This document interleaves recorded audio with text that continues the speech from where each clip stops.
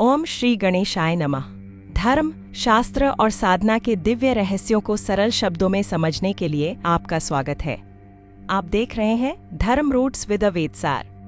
3 मार्च 2026 एक ऐसी तिथि जो केवल कैलेंडर में नहीं बल्कि भाग्य में लिखी जाती है।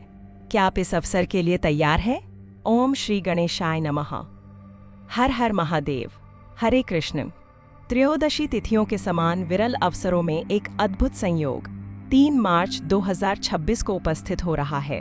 होलिका दहनानंतर दारुण रात्रि तथा चंद्र ग्रहण का संयुक्त आध्यात्मिक प्राकट्य।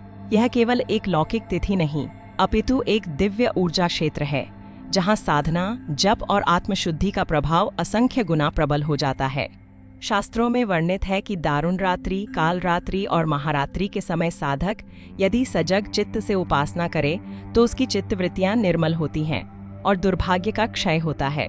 इस वर्ष होलिका दहन प्रातःकाल लगभग 5:30 पर संपन्न होगा और दहन पूर्व साधना पूर्ण फलदायी नहीं मानी जाती।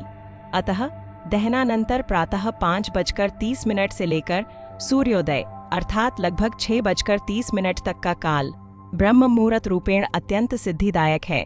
ब्रह्म मुहूर्ते कृत जप अमृत तुल्य फल प्रदान करता है तथा साधक की चेतना को उच्चतर स्तर पर प्रतिष्ठित करता है।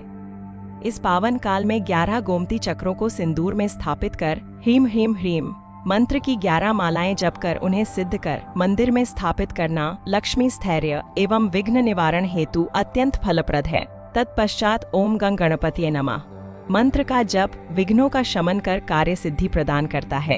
यदि शत्रु बाधा, न्यायालय संबंधी क्लेश या विरोधियों का संताप हो तो बगलामुखी मंत्र का यथाशक्ति जप अत्यंत प्रभावकारी सिद्ध होता है। अब उसी दिव्य दिवस पर लगने वाले चंद्र ग्रहण की चर्चा करें। महर्षि वेदव्यास के वचनों के अनुसार ग्रहणकालीन जप, दान और ध्यान सामान्य काल की अपेक्षा 1 लाख गुना फल प्रदान करते हैं। अतः यदि गुरु मंत्र प्राप्त हो तो उसी का जप करें, अन्यथा हरे राम राम राम हरे हरे, हरे कृष्ण कृष्ण कृष्ण हरे हरे अथवा ओम नमः शिवाय, ओम गण गणपतये नमः का श्रद्धापूर्वक जप करें। ग्रहणकालीन दान अक्षय फलदायी है और समीप गंगाजल रखकर किया गया जप विशेष पुण्यप्रद माना गया है। सूतक काल में परान्न ग्रहण वर्जित है।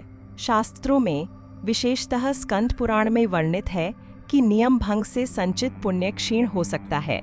मार्कंडेय पुराणोक्त विधानानुसार ग्रहण काल में गंगा, काशी, प्रयाग, वृंदावन आदि पवित्र तीर्थों का मानसिक स्मरण अश्वमेध यज्ञ सम फल प्रदान करता है। सप्तपुरी महिमा का श्लोक अयोध्या मथुरा माया काशी कांची अवंतिका पुरी द्वारावती चैव सप्तैता मोक्षदायिका का स्मरण कर अयोध्या, मथुरा, हरिद्वार, काशी, कांची, उज्जैन और द्वारका इन मोक्षदायिनी पुरियों का ध्यान करना आध्यात्मिक उन्नति हेतु अत्यंत मंगलकारी है। अर्थात अयोध्या, मथुरा, माया हरिद्वार, काशी वाराणसी, कांची कांचीपुरम, अवंतिका उज्जैन और द्वारवती द्वारका ये 7 पुरियां मोक्ष प्रदान करने वाली मानी गई हैं। अयोध्या भगवान श्री राम की जन्मभूमि है। मथुरा भगवान श्री कृष्ण की जन्मभूमि है। माया अर्थात हरिद्वार गंगा का पावन द्वार है। काशी भगवान शिव की पवित्र नगरी है। कांची देवी पार्वती से संबंधित दिव्य स्थान है।